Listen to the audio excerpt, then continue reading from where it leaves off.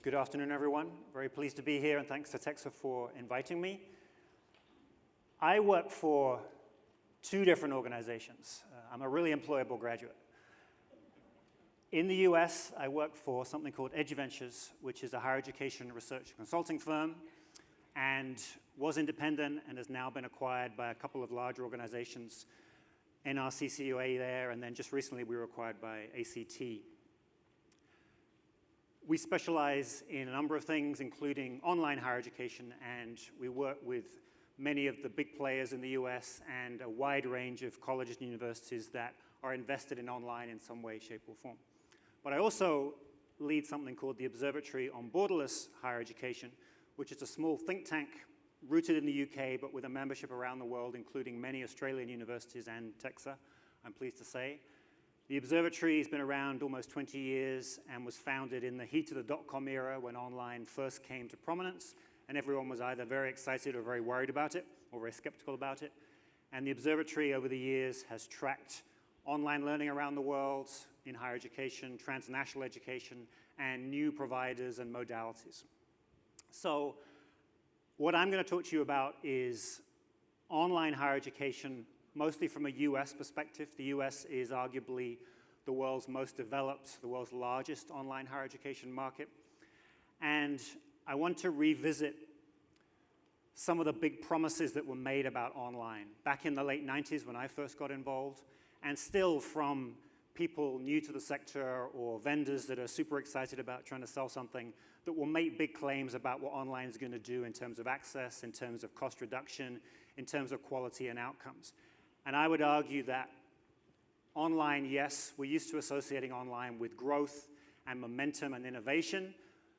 And it's true, in the US, there are perhaps 4 million fully online students in higher education alone. About 15% of all undergrads in the US are studying fully online, and about 30% of all grad students in the US are studying fully online. And I heard at the Texas seminar yesterday about online learning that in Australia, that same momentum, that same sense of growth is there. But on the other hand, online is hardly new anymore. We've been saying online is the latest thing now for about 20 or 30 years. And we're finally at a point where we can actually marshal some evidence about the true impact of online on these big issues that higher ed faces. Has it improved access, and for whom? Has it reduced cost for the consumer or for the institution? And has it improved outcomes? What evidence do we have? How do we know? And I think we need to ask these tough questions of online precisely because it is getting ever more large, ever more mainstream. People are ever more excited about it, even at this 20, 30-year juncture. Now, it's also challenging to ask questions about online higher education. Let me introduce these two characters to you, a hare and a tortoise. The hare is innovation and hype in online. If you listen to champions of online over the years, they tend to say something, and I'll introduce it in a moment, but statistics and insight and meaning and intelligence about this fast-moving territory inevitably follows along. So champions tend to say things like, online will radically improve access, will radically lower costs and boost outcomes. And if you're not convinced, if you're anything feeling a little skeptical, they'll add that it also does this really quickly and really easily. No problem. And then eventually, the tortoise catches up and says, okay, well, what's going on with this online?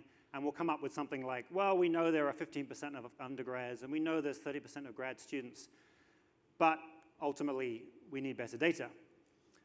So the tension always, inevitably, is between the pace of change, the grand claims that are made, and the slow, steady accumulation of evidence that is never seemingly up to the task of really judging the value of what's going on rather than just the quantity of what's going on.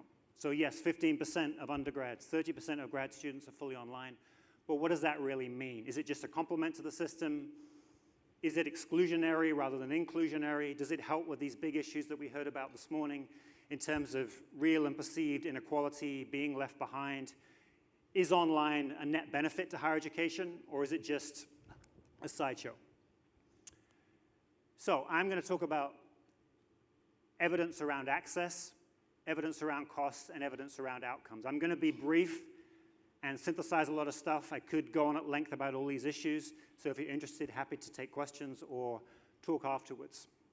And then I'm going to make some final observations about what all this means from my point of view and what this suggests about the future of online.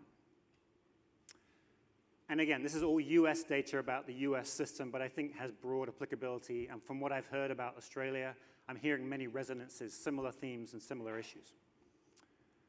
So let's start with access. So in the US, over time, if you go back over the last 10 years, and you look at the kinds of institutions, and here we're looking at undergraduates by the proportion of online intensity by institutional type. So institutions where more than half of their students are fully online, right down to those that have no online students at all. And you can see in terms of student age that those students, undergrads over the age of 25, have very much embraced online learning. It's gone up to 30% participation. That's now the largest ratio. Adult learners, busy with family, busy with jobs, embracing fully online study at undergraduate level and also at graduate level. So in that sense, clear benefit online versus traditional models.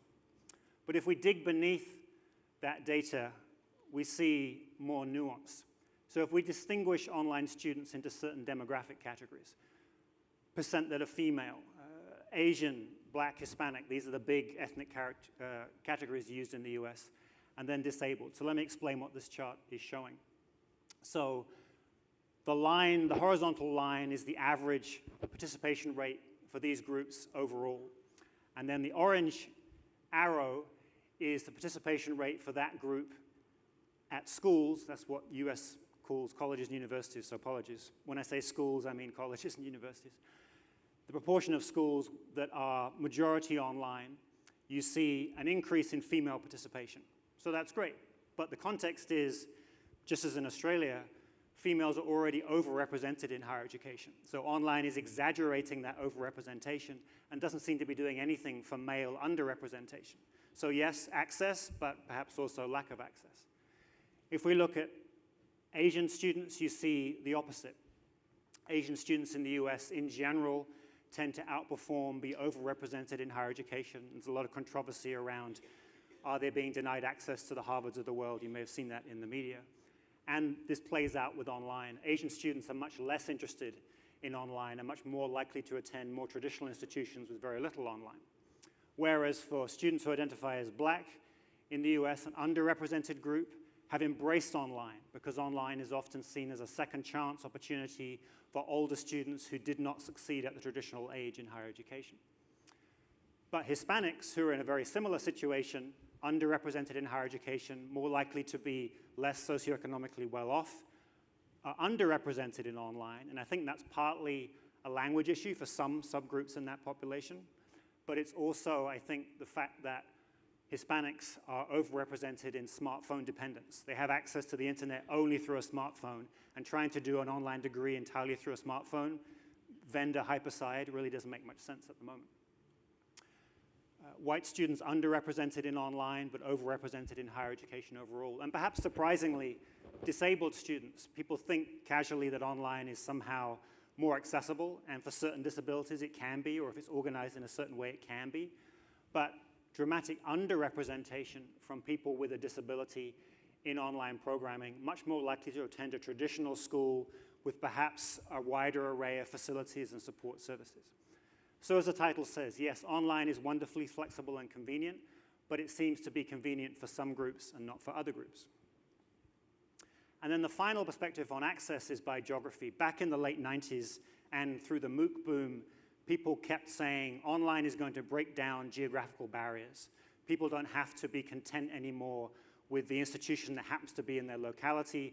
They can attend institutions from anywhere in the world, and even the more radical idea that individual academics and faculty members will break free from institutional confines, and you'll be able to access the best faculty members in aggregate somehow from your home computer.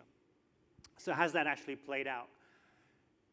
This breaks the data into Australia, UK, and USA, three big providers of education to international students. And I'm going to distinguish between traditional student mobility, where the student comes to the country, T&E or cross-border campus in some sense, where the provider goes to the country and sets up, and then online or distance learning is the third option. So in terms of numbers, as best as I could piece them together, you've got about 275,000 in-country higher education mobile students. UK, bigger, US, much, much bigger, not surprisingly.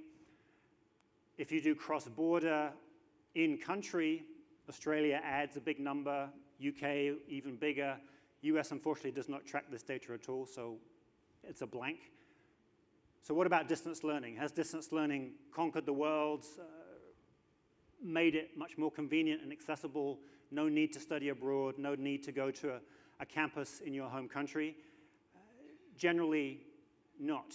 Small numbers in Australia relative to those other two.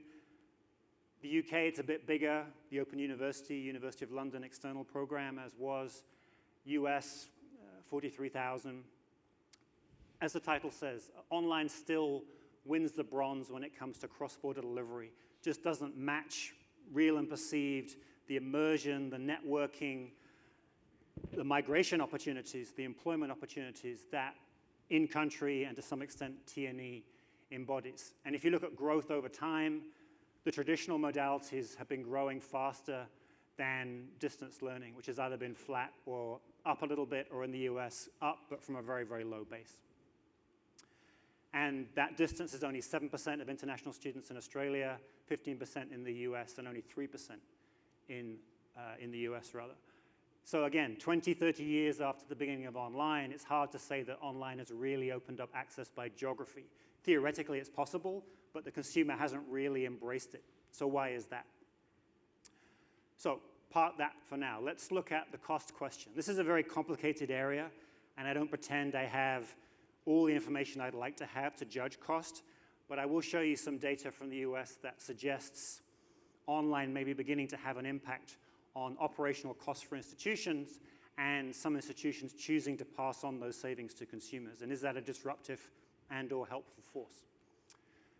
So this chart looks at list price, as it says in the US, so before any discounting, what it costs to attend an undergraduate provider.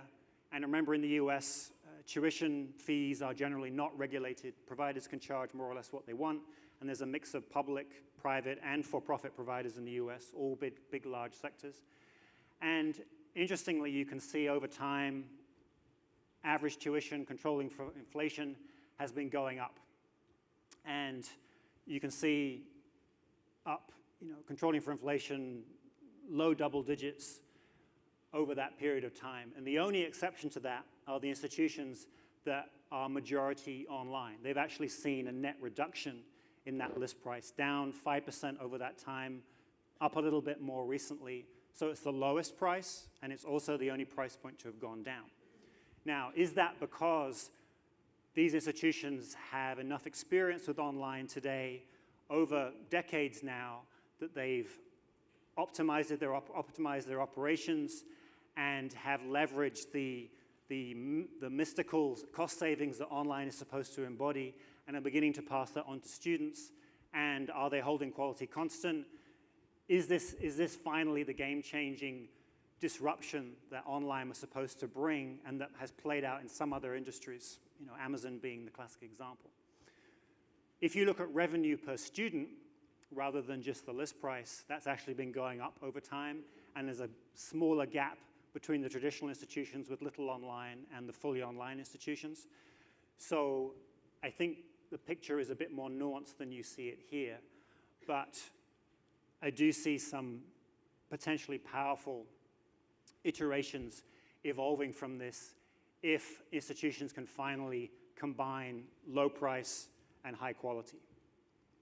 At graduate level, you see somewhat the same trend, but online is, yes, the lowest, but hasn't been able to contain those costs or hasn't been forced to lower those costs through competition or other issues. So again, are we finally seeing the fruits of optimization, efficiency, economies of scale through online? Is that going to finally break the cost problem that is acute in the US and I think increasingly acute in the likes of Australia and the UK?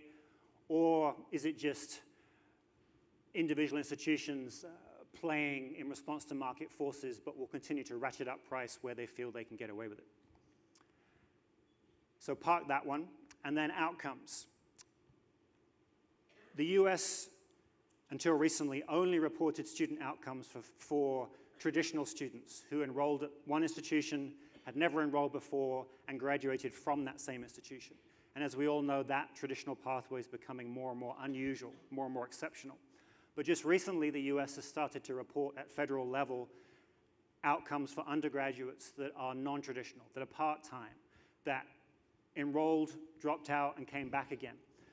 And what I've done in this next chart is to control for institutional, for student type, and then intensity of online.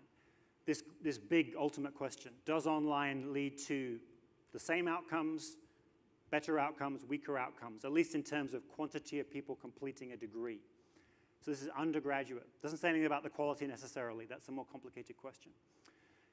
And we only have 1 year's worth of data at the moment. So first-time, full-time students means they've never enrolled before and then studied entirely full-time. First-time, part-time, never enrolled before, study part-time. Not first-time means they have enrolled before, they dropped out, they've come back again. Could be full-time, could be part-time. And I'm going to distinguish between institutions with lots of online students, it's the majority delivery mode.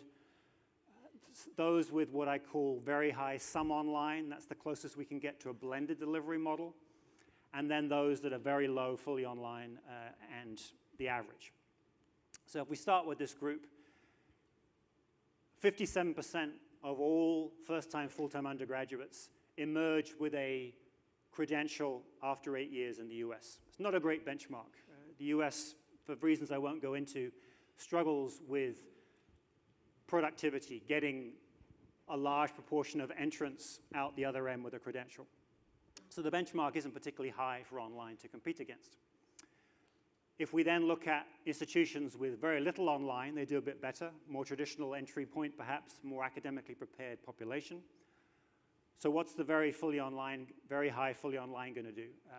Much, much lower. Big difference between the average and the very low fully online ratio. And then if you're in a blended institution, kind of in the middle. If you're studying part-time, very low generally. Don't study part-time in the US. If you're an adult learner going back to school, you do much better, but there's still an online gap. And then if you're an older learner studying part-time, you do better than if you're younger, but there's still that gap. So, and we have big numbers behind these, so this is substantial data now. So to conclude, if we think about access, no question, online has improved access to resources for mostly anyone with an internet connection, but it's definitely enhanced access for some groups, and it seems to have erected barriers for other groups, so it's nuanced. Cost, the consensus among faculty members and academics is that online, good online costs more, and that may be true, but there's a lot of counter evidence that through careful redesign of teaching and learning, you can actually have the magical combination of higher quality and lower costs. And in my mind, if online can't produce lower underlying cost and hold quality constant, what can? If we're going to relinquish that ambition and just say it's going to cost more regardless, I don't think that's going to get us over the hump that we need to get over as a sector. And then outcomes worse on average for online students, but we have to untangle demographics, circumstances, delivery mode. But I think it's a problem if more and more students are opting for online, but their likelihood of actually completing is significantly lower. That's a tension that I think will eventually blow up in the face of the US and already has done for some of the big for-profit providers that pioneered this delivery mode. So I'm going to end with a sense of where the market might be going. And I'm going to contrast a couple of things. First is implicit versus explicit pedagogies approaching to teaching and learning, and then a cohort model versus a self-paced model for the student. And the circles I'm going to show you just indicates price point. So conventional higher ed programs, I think, are down here. pretty localized, pretty implicit, more cohort than self-paced. Traditional online and a variety of prices. Traditional online moved a little bit more explicit because of the unfamiliar delivery mode, a little bit more self-paced for the same reason, but still a variety of price points. Then we can look at correspondence, I would put down there, pioneering competency-based education, very self-paced, lower price, but arguably too specialized for a mainstream audience. MOOCs I would put down there in the old MOOCs, very low price, but very self-paced, very bottom-up, very fragmented. New generation competency-based out of the US, trying to be more explicit, but very extreme in terms of requiring a self-motivated, individualized experience. But I think it's this territory that is under-occupied and suggests the need for where innovation might go, where institutions might innovate rather than being content with traditional online or going to radical extremes that aren't suitable for the mainstream. More explicit pedagogy, more institutionalized pedagogy rather than leaving everything up to faculty members and student preference, and a better balance between cohort and self-paced. And last slide. These entities, all out of the US, I would cite as exemplars of different kinds of innovation along these lines. They're either offering an interesting blended model between online and face-to-face, or they're combining an immersion experience alongside an online-driven experience, or they're doing something creative around redesign that brings the cost down, like the Georgia Tech Computer Science Master's degree, an elite university in the US that now has 10,000 online students and offering a $7,000 master's degree. Potentially very disruptive, this combination of the best institutions and the least expensive programming, something we've never had combined before that could be potentially transformatory. Udacity as a non-university micro-credential provider, so on and so forth. So I think the benefits here, the directions online should go in. More attention to learning design, less attention to the latest whizzy technology. Find ways to lower costs, not just throw up your hands and say, it just costs more just because that's an easy answer. Experiential, immersion, blended, as well as the convenience of fully online. Cohort as well as self-paced. A balance between liberal arts and work, and so on. And then, but the risks. Some of these models risk being boutique, unscalable, needing to be subsidized, or can be too vocational, or too self-paced, or the only people who enroll in them already have degrees, so is this really expanding access? Or it just adds to the cost and time. You do a degree, and then you go and do something else because no one will employ you until you've got some coding skills or whatever it is. Or universities just think, this isn't innovation, this is just more ways for us to get students to do our degree programs. So a lot of risks and tensions, but I would watch these kinds of entities to judge the future of online higher education. Thank you.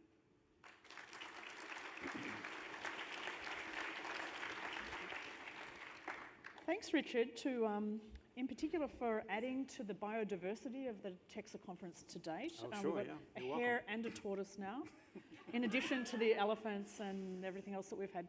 So in that spirit, I'm retitling your presentation. It's now going to be called Online Higher Education, Does the Consumer Carrot All?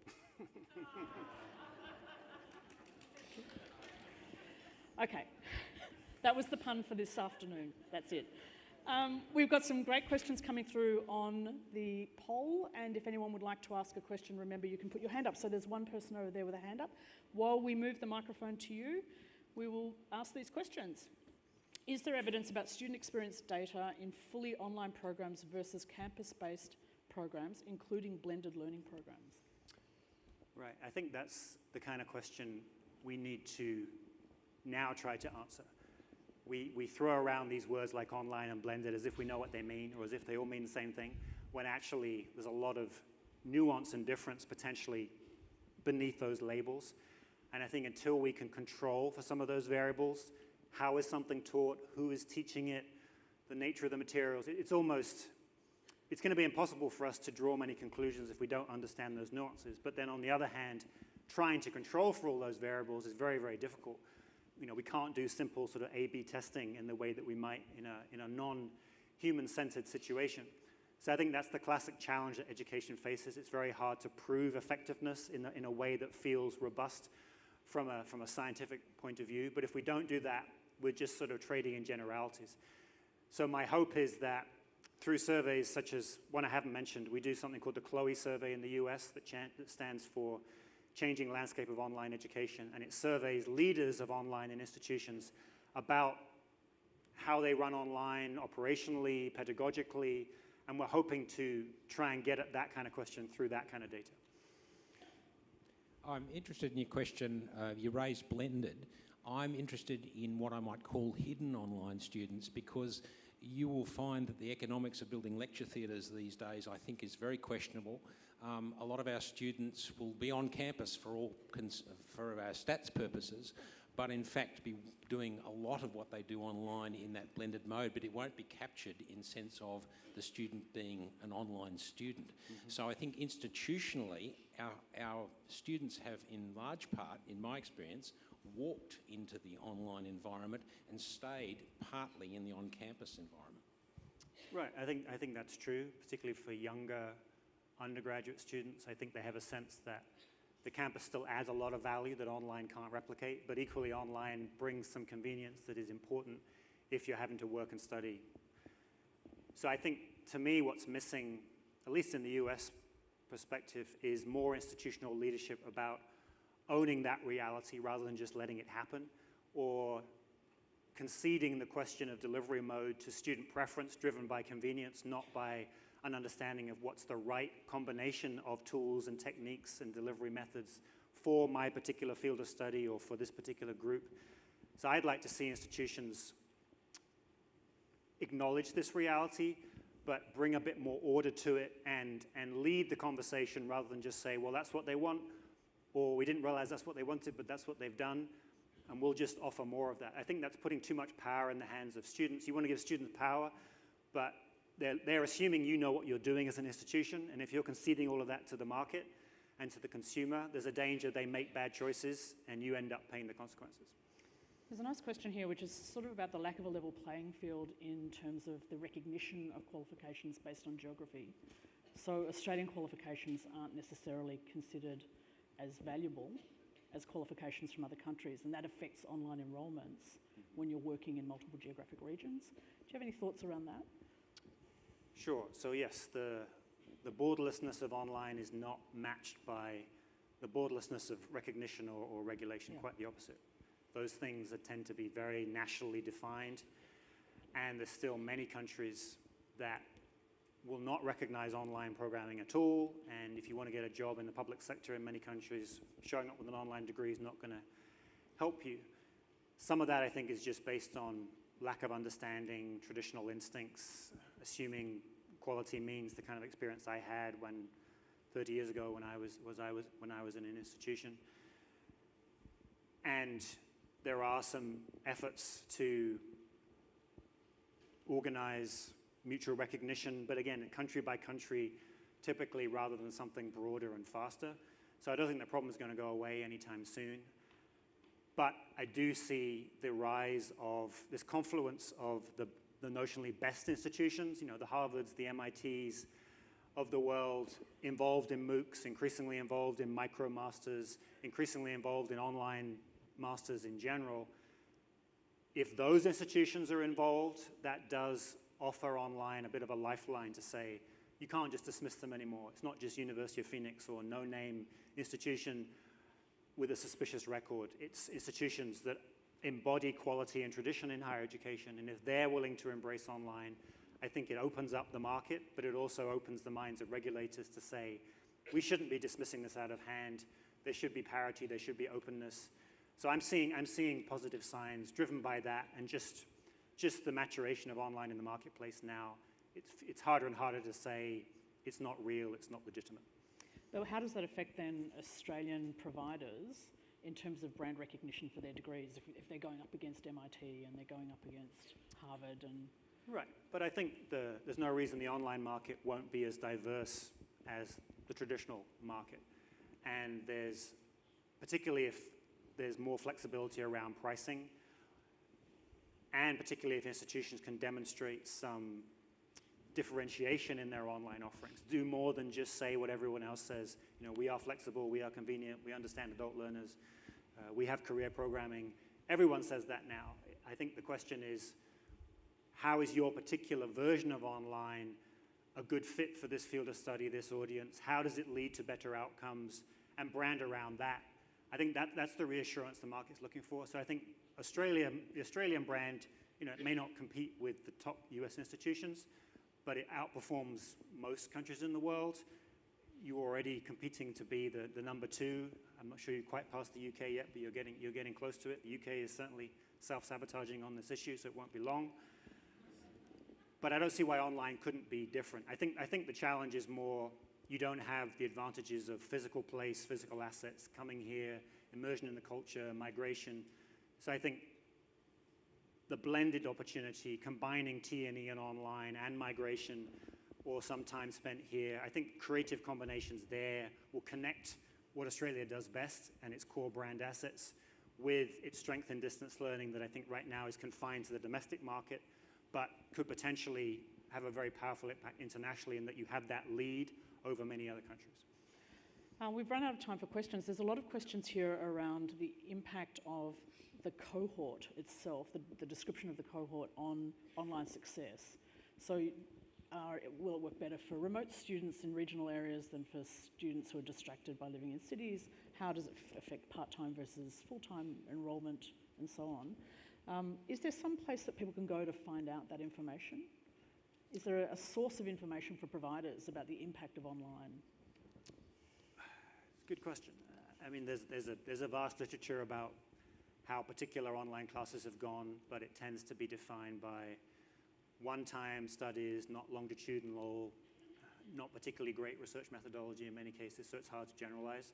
And as I said earlier, there's so many variables at play. It's the classic conundrum of good educational research, very hard to pull off without raising more questions than you answer. I think on the cohort point specifically, I would contend that education is inherently, at least in part, a social endeavor, a relationship endeavor, and if online overplays convenience and individualization at the expense of that social element, I think it will always struggle to be mainstream and produce the kind of quality and quantity outcomes that we all need it to produce if it's going to play a part in the sector and add value, given how big it's becoming. So I think more creativity around the cohort, whether it's synchronous learning along with asynchronous, whether it's some face-to-face element, whether it's leveraging things like a WeWork facility in major urban areas. Lots of online students live locally. Could they come together and do something they could never do online, even through synchronous? I think there's a lot of creative possibilities. And to me, if you're a campus-based institution, it's in your long-term strategic interest to make sure that you don't get disrupted by online. The more you imply location doesn't matter, co-location doesn't matter, the more you kind of undermine your entire reason to be, your entire identity. So I think some sort of creative blend between online and on ground is in the long-term interest of most universities here and around the world, and therefore the cohort should matter just as much as the needs of the individual student. Thanks, everyone, for the questions, and thank you to Richard. Thank you.